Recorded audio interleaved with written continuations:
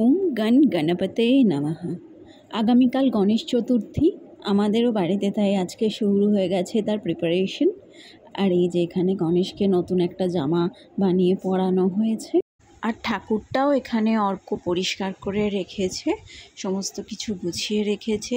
2013 সাল থেকে এই পুজোটা অর্ক নিজের হাতে করতে খুবই ভালোবাসে এবং আগামীকালকে পুজোটাও নিজেই করবে। তো আপাতত এইটুকুই, দেখা হবে আগামীকাল। সুপ্রভাত সবাইকে।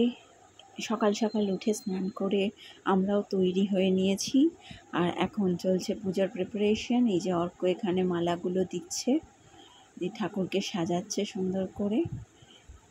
আর গণেশের জবা ফুল অত্যন্ত প্রিয় একটি ফুল, তাই জন্য জবার মালা পরানো হচ্ছে। তারপরে আরও অন্যান্য মালা এবং ফুল দিয়ে সাজানো হবে গণপতিকে। সাজানোর কাজ সম্পূর্ণ হয়ে গেছে। এই যে এখানে দেখছো গণপতিকে 5 রকমের ফল, মোদক আর লাড্ডু দেওয়া হয়েছে। যদিও এই মোদক আসল মোদক নয়, ময়দা এবং নারকেলের পুর দেওয়া মোদকই দেওয়া উচিত, বাট আমরা এখানে দোকানে যেটা পেয়েছি আমরা সেটাই দিয়েছি। আর এখানে দেখো সুন্দরভাবে সাজানো হয়ে গেছে, গণপতিকে সাজিয়েছে, কি সুন্দর লাগছে। তোমরা জানিও তোমাদের কেমন লাগলো গণপতির এই সাজ। আর এরপর চলো পুজো শুরু হবে।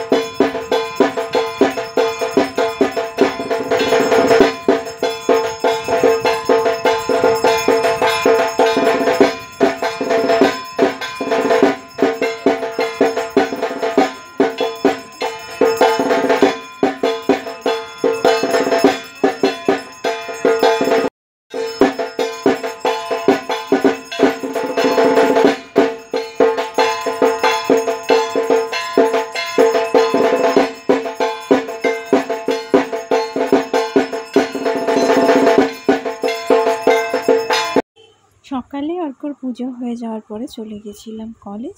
সেখান থেকে ফিরে এসে সন্ধ্যেবেলা বেরিয়ে পড়েছি ঠাকুর দেখতে। তো চলো তোমরা আমাদের সঙ্গে দেখে নাও সল্টলেকে কোথায় কোথায় গণেশ পুজো হয়েছে। আমরা যতটা পেরেছি ঘুরে দেখার চেষ্টা করেছি। ঠাকুর দেখতে যেতে ছোটোবেলা থেকেই খুব ভালো লাগে। আগে বাবা মায়ের কাছে আবদার করতাম ঠাকুর দেখতে যাওয়ার, এখন বরের কাছে ঘুরি।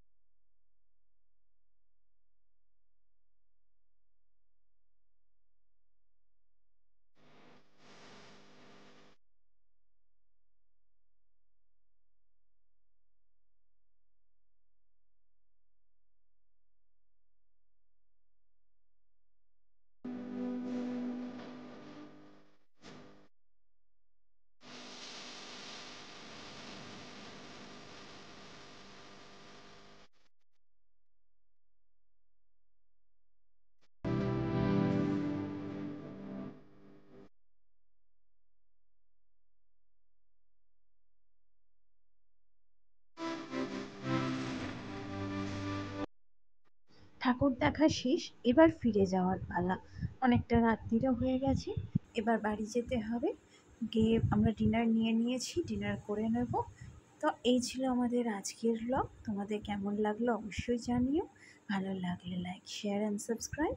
দেখা হবে আবার নতুন কোনো ব্লগে। ততক্ষণের জন্যে টাটা।